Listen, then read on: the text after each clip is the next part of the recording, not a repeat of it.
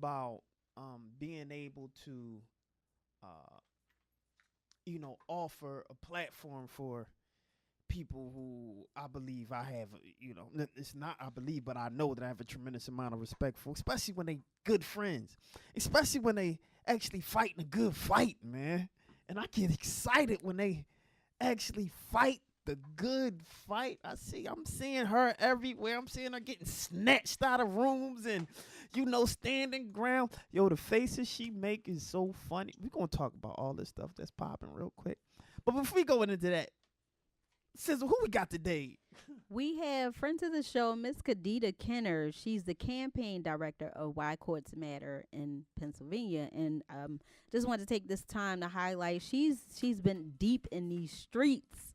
Deep in the streets. Yeah, so in the streets, y'all. SC.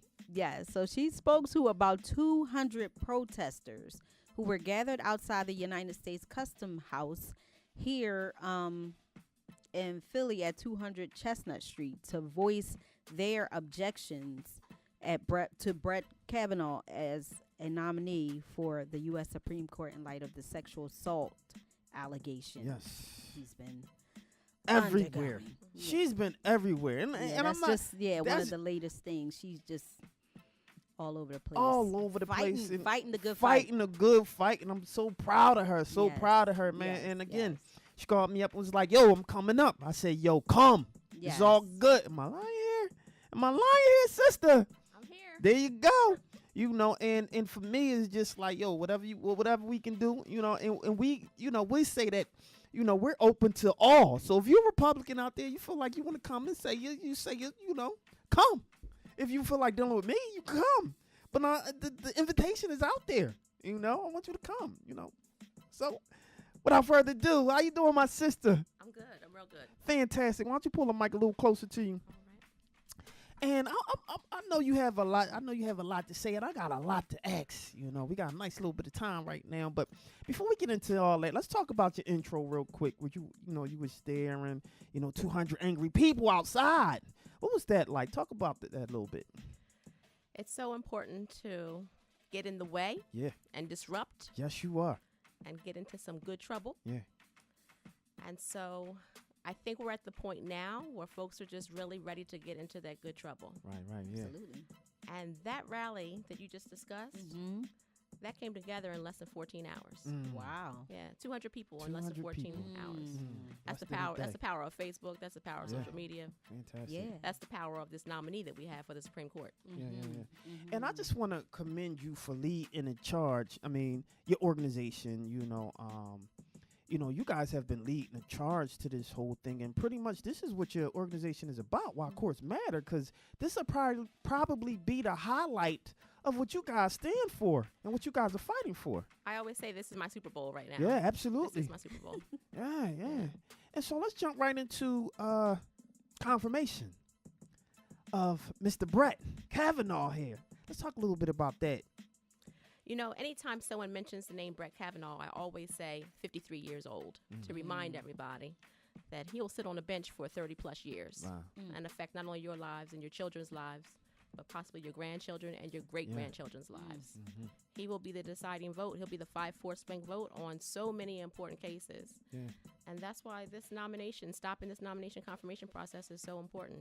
Yeah. There's only been 113 Supreme Court justices in history of the United States, 113. Wow. This will be the 114th. This is the one. This is the one. Yeah. That's one of those things you go, just thinking about it, man. You got to grit your teeth. Wow. So a couple more questions before I let you kind of just do your talk and fight the good fight, man. You just recently had an interview. Your face is priceless, man. The stills from that is priceless, man. I want to talk a little bit about the interview that she did with you. First of all, do you know what organization she was from that did the interview? They said some kind of foundation name, right. DC Foundation, but it's probably part of the Daily Caller. Okay. Serious right wing. Yeah. Clearly, I heard some of the questions. Yeah. Specifically, when she went into what's black and white to you, when she asked you that, why don't you preface the question and then let our listeners know, kind of like, what were you thinking when she was talking? Like, so this interview happened in DC, right, in the Hart Building, the Hart Senate Building. And we were there. This is right after Dr. Blasey Ford came out, and we were there in support of her and the fact that she'd be involved in the hearings coming up. And so we were out there protesting. There were hundreds of us, if not thousands of us, who eventually marched to the Supreme Court. But we were all gathered in the atrium of the Hart Building, and lots of right-wing media, they try to play that gotcha journalism. And they approach folks and they're not sure who they're approaching, but, they didn't know who they were approaching that day. Yeah, I know that's right. I'm going to let y'all see that interview. That's funny. Yeah, so we're talking about what's black and white to us. What they were trying to catch us on is, this whole Me Too movement and what's black and white when it comes to assault, what's black and white when it comes to sexual harassment. And we already know the stats. 1 in 3 college-age women will be sexually assaulted during their college experience. And so, some folks think, oh, I wasn't raped, so it's not that bad. Okay, so there's levels to this, but it's all bad. Absolutely. Rape is rape. There's no question about it. Right? And I think you had an interesting, comment, when she asked you, pretty much, what does that mean? What's black and white? And you said it's consent. It's down to consent. It's black and white. It's simple. And she still was like, well, what's really black and white? What's going on? And you just was like, stand in your ground. And he was asking these questions. It was one before I get off of this subject. It was one question that she tried to ask you, and it was a little muffled, and then she walked away. What was that? Yeah, she mentioned something. Sounded like she was mad at one of your responses, and she said, "So is that real? That's what you really want to say, or something like that?" And then she walked away, and I was just like, "Yo, is that really?" As a reporter, and you asking these questions, that's how you end the conversation, or that's how you end the interview. Yeah. You don't even sign out. Well, thanks for the interview. You don't do any of that. Yeah. Well, I didn't fit the narrative. Yeah. So I'm sure all of my footage is on the cutting room floor. I know that's right. Of course. I know that's right. Fantastic. So let's talk about your day to day. You was all over the place, man. All over. I tried to make it happen. Yeah. So I started off the day, my morning routine. I did a rally in Harrisburg in the front of Senator Toomey's Harrisburg office there in the federal building. Right. That's a consistent. Every Tuesday we're out there talking about some issue and trying to get Senator Toomey's attention. If anybody has ever tried to get his attention, they know that's not an easy thing to do. Wow. You think you did it? Who knows? Yeah, who knows? I know this, though. My last trip to D.C., I was told by his communications director, who I had never met before, and he said, we've never met, but I've read all of your letters to the editor and op-eds in the paper. So nice to finally meet you. Yeah, fantastic. So if Senator Toomey doesn't know me, at least his communications director knows. Oh, Exactly. I know that's right. Yeah. So I wanted to ask you, what are your thoughts? Because there was a woman who, I think she was either I can't remember the whole story, but she was either interviewed on TV, and they asked her something about touching, and she's saying that, there's nothing wrong with unwanted touching, and then even like her daughter would, yes, you saw it. Wow. So her daughter was saying the same thing too. What do you think about that? And that is called 53%. That's 53% of white women who are still in favor of the confirmation of Brett Kavanaugh. Yep. And the fact that she had what we think is her daughter, standing there next to her, what's going to happen to her daughter? I'm sure she looked college age to me. Exactly. So that's something that needs to be discussed. 53% of Republican women still in favor of Brett Kavanaugh's confirmation, even with the doubt that's out there. Take away the sexual allegations for a moment. Right. That man lacks integrity. I'm not even going to say he misleads. He lies. Wow. He lies about the littlest things. If you're going to lie about the little things, you're going to lie about the big things for sure. Yes. I mean, if you can't admit, we all, had a good time in college and in high school. You can't admit to the fact that you pounded back a couple beers in high school. Right. You were a choir boy, but no, you really weren't. I can respect you if you come forward and say, yeah, I had a good time in high school and college. Exactly. But he comes off as someone who's, seems as though he's the choir boy, and he's not. So I think that last hearing, he proved himself, who he is, his true character came to form. And I think he's disqualified himself. I mean, the fact that your mention of the Clintons' name during that, for what? Right.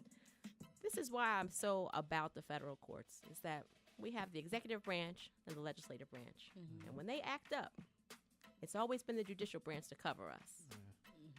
And the judicial branch has never been this politicized. It's been an independent body. But now that we're politicizing the judicial branch, it's like they're running for elections now. It used to be just a nomination and a confirmation, an appointment. Now we have people spending millions of dollars, right-wing organizations spending millions of dollars to get this guy confirmed. Yeah. We've completely politicized this, where it was supposed to be an independent body. And I always go back to the importance, especially as a woman of color. Federal courts have made me 3/5 of a person, and then they made me a full person. And if we can't count on the federal courts, what do we have? Wow. That's heavy. Yeah, exactly. That was heavy. Exactly. Wow. Yeah, I mean, that's a wake-up call. It's a wake-up call. And since you brought up, him and especially within the confirmation and him, just talking about pretty much what we have seen last week was a glorified interview, for Supreme Court. But you actually had people that was on the stand that was ready to fight for him, though. Kind of saying that this is a mockery. This is, how absurd is it for you guys to be questioning him like this? Well, how did you feel seeing him, kind of like on this, interviewing like this? How did you feel about that? I saw that and I knew that that's something I could never do as an interview. It was the audacity of questioning this man and his integrity, his life experience, his background, his Yale education. How dare us question him? Yeah, how dare you? You try to go to an interview with 7% of your record on the application. Lying the entire time you're there at the interview and see if you get the job. Yeah. Wow. That was heavy. And his responses, I'm saying in my head, I'm saying like, yo, you're here, fam, dog, you need to chill. Like, you trying to get this job and you talking like, it just blew my mind. It turned it, he called it a circus, but it turned out to be a circus. All of his response. And I'm wondering that how emotional he was, if it was something that I was involved in that went to the Supreme Court, would be okay? Would I be okay with him on the stand judging me? Literally. Right. I'll be terrified. Yeah. Scary. Very scary. Very scary. What you saw as well with Lindsey Graham, Senator Lindsey Graham out of Yes. South Carolina, that rage Yeah. that was inside of him that came out. This is a power struggle. Let's not get this confused. Right. And what's happening is we have folks who have been in power for so long, and they see the end of the tunnel, Right. and they see that power structure slipping away, and they're going to fight like hell to keep that power. Yeah.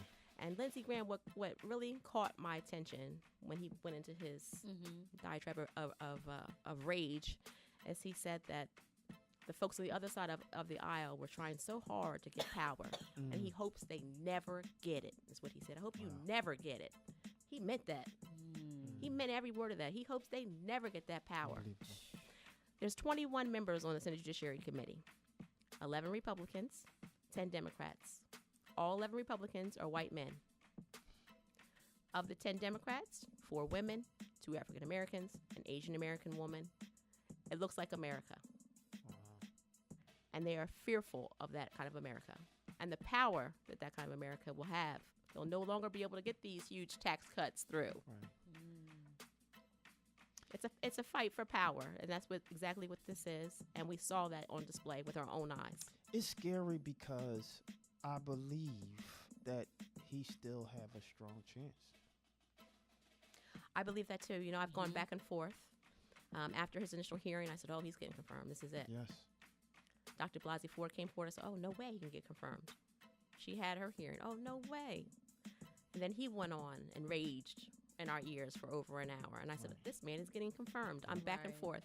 I'm 50-50 right now. But I know if he is confirmed, it's going to go down in some historical fashion, such as Mike Pence being the tiebreaker.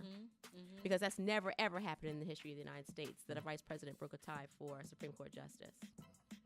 And so if a Republican is flipped, if they can flip Senator Jeff Flake, but then they can't hold on to Manchin in West Virginia, the Democrat in West Virginia, you're at odds there. You're still 50-50, perhaps, if you can even still flip one of the women Republicans. And then Mike Pence is the tiebreaker. We're losing our tradition. We're losing our decorum in the Senate. We're losing all the values The integrity has been taken out of the system. Well, you know what? I think I don't want to blame our president, but once he became our president, decorum has just been thrown out the window. You know, something to aspire to be with regarding the resources, the talent, the education, the background, the historical information that you need to become president.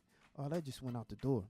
So now anybody, to a degree, can be, hence Kanye West saying that he's running for president. The scary thing is now it looks like he may have a fighting chance. And it's unfortunate. And so I don't want to get into this rant because this is your platform, you know, and you had an interesting and dynamic day.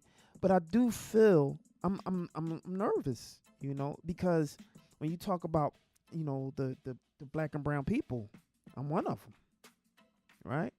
And we're fighting, and even our LGBTQ brethren, sisterin, and however they would like to identify, man, like we're gonna have to fight. And I was just talking to someone where this becomes a matter of, if we don't stick together just out of sheer love alone, we're going to be in trouble. But I digress, and I'll let you take the floor, my sister. And so real quick, I just want to talk about your Twitter piece, because you've been coming at our president. You've been coming at everybody. And I just like, how do you, I mean, you're just amazing. You have the gusto and the fight in you. What keeps that? What empowers you to do that? Unapologetically a black woman in this country. I see how things are going. I see the fear and the rage, and that keeps me motivated. Right. And knowing that our rights have been given to us by the federal courts and taken away by the federal courts at times. Right. That keeps me motivated. I can't live in a world. I can't go back to producing football and basketball games. Right. As long as this administration is doing what it's doing. It's not right. We all need to get out of here and hit these streets and defend democracy and write letters to the editor, make these phone calls, attend rallies and protests, and let your voices heard. Tell your neighbors and your family what's going on. They may not pay attention. Maybe they're not the folks that say I'm not political. Right. If you're a brown and black person in this country, your life is political. Yes. Yeah. You have no choice. You have no choice. Yeah. Right. What are your thoughts about President Trump's support of Brett? It would be very embarrassing for him. And we know that's how he works. Yeah. He doesn't want to be embarrassed. It'd be very embarrassing for him to have to withdraw Brett, or for Brett to withdraw himself. That doesn't mean they couldn't get another nominee through before January, if they wanted to, through the lame duck session, even. But it'd be very embarrassing for this current administration if they can't get Brett Kavanaugh through. And so he's going to fight, and you have a serial assaulter himself sitting in the highest position in the land. Yeah, there you go. I mean, he's just like he sees himself in Brett Kavanaugh. Yeah. How dare we test Brett Kavanaugh? If you test Brett Kavanaugh, you're testing Donald Trump. Absolutely. That's your locker room right there. Yeah. And this is so important for everybody out there who's listening to know, is that those that are closest to the pain need to be closest to the power. Someone has to look out for us. Yeah. And this is a government for the people, by the people. We elect these politicians. Yeah. They work for us. We don't work for them. They need to start listening to us. Absolutely. All right, my sister, that's like all the questions I have. I just wanted to make sure, because you've been here before and I questioned you to death, but it was certain things that you've been doing lately that I had to address. I was just like amazing. We didn't talk about my last arrest. Yeah. Oh yeah, let's talk about that. And then I want you to go in this. I'm giving you this platform. Well, what was that? What is this now? This is all coming together in September. Right. I went down with two fellow activists out of Berks County. Okay. Wow. All right. Berks County. And we went down to D.C. to get into some more good trouble. That's funny. The good trouble is what's funny. We're getting in some good trouble. Huh? And we went and we stood in line to get inside the Senate Judiciary Committee hearings of Brett Kavanaugh's. And we stood in line. It didn't take long. You know, we drove to D.C. We stood in line. We got right into the hearings. They allowed us 20 minutes in different groups. I think we were like 32 allowed in at once at a time. They told us we had 20 minutes. When we had about 15 minutes left, when we had 5 minutes left, we decided we couldn't take it anymore. Yeah. And we interrupted the Yes, Senate you did. Judiciary Committee hearings. The The middle funniest. of Senator Flake and Kavanaugh speaking, we stood up, and Jane Palmer, who was with me, she said, "Protect our courts, protect my daughter." That's why she was there. Yeah. Liz Kate She stood got up. snatched out. She got and then, snatched out. Liz Kate stood up. I'm not even sure she can get a word out. nope, before they snatched snatched her out. And then I took a little pause. Yeah, hold on. Let me set this up. Let me set this up. So you have to. I'll make sure that I'll probably chop the little video up in the when we chop this up, right? Mm-hmm. And so you had to see it. They snatched the one, snatched the two. She peeked over. I was like, oh, I was paying attention. I was like, what's going on here? I'm gonna leave it right there. I'll let you take it from there. So I took a little pause, and then I stood up and I said, "It's time to get in the way of this administration. Yes. Good trouble." And they took me out, and it was forceful. Yeah, I seen. I was like, whoa. I was gonna ask you, was you all right the way they snatched you? They actually snatched me a little more forcefully than others. Yeah. Of course. I'll say that. I still had black and blue marks under my arms as of What? last Yeah. week. Yeah. They had to make a show for TV. They had to deter other folks from doing what we did. So they had to make it look good. But I can tell you, when we got done and they dragged us backstage, basically, Capitol Police, very professional. You know, Oh, are your that's handcuffs too tight? Do you That's need some good. water? Are you okay? Yeah. You know, it was all love back there, but they had to put on the show Yeah. Yeah. Cameras. for the cameras. Yeah, and unfortunately, it was my brethren who did it. Yeah. My black and brown brethren who did it. It's like, leave the system alone. But they had to do what they had to do, Yeah. I guess, right? Mm-hmm. So what you got to tell us, man? You got something you want to make sure that you get out, you know what I mean? This is just, like I said, I pride myself on being able to, not only with my sisters, my brothers and sisters, but, definitely friends who now I have a platform to be able to not say that this is fake news. We really in the trenches doing this stuff, right? And we can say, you know what? You don't have to worry about getting cut, edited. I'ma chop it up. So I'm gonna make sure that it get out there, right? So man, I'm just excited to have you and allow you, sister, to go ahead. Just your platform. I just want to say, those of us who are home and watching these hearings and maybe listening a little bit, but really not, more concerned about our daily lives because it's a struggle, just that. This is greater. This is our opportunity. When we look back to this 2018, when we're in our 80s and our 90s, I want everyone to be able to say what I did when this was going down. Right. And you want to be able to say that to your children and your grandchildren. This is what I did back in 2018 when all this was going down. Right. This is the time now to hit the streets. This is the time to get in the way of this administration. Yeah. This is the time to get into some good trouble. Mm-hmm.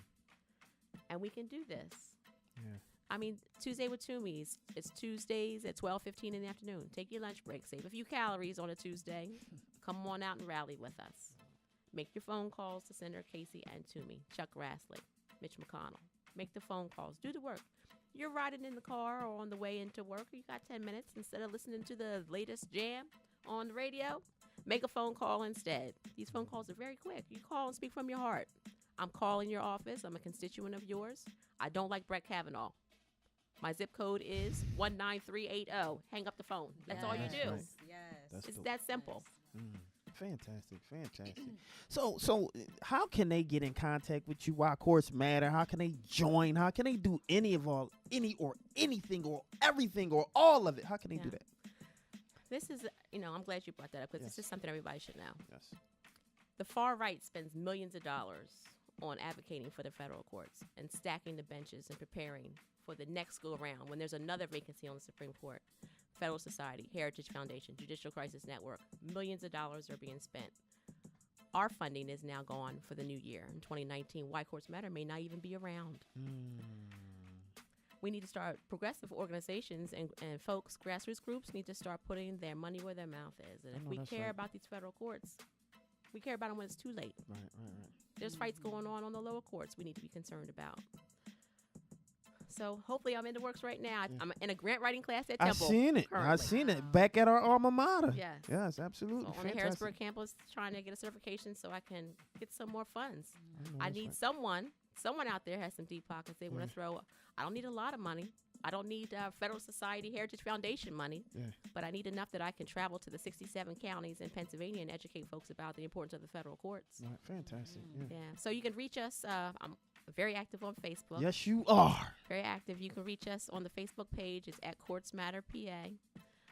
It's Why Courts Matter PA on Facebook and at Courts Matter PA on Twitter.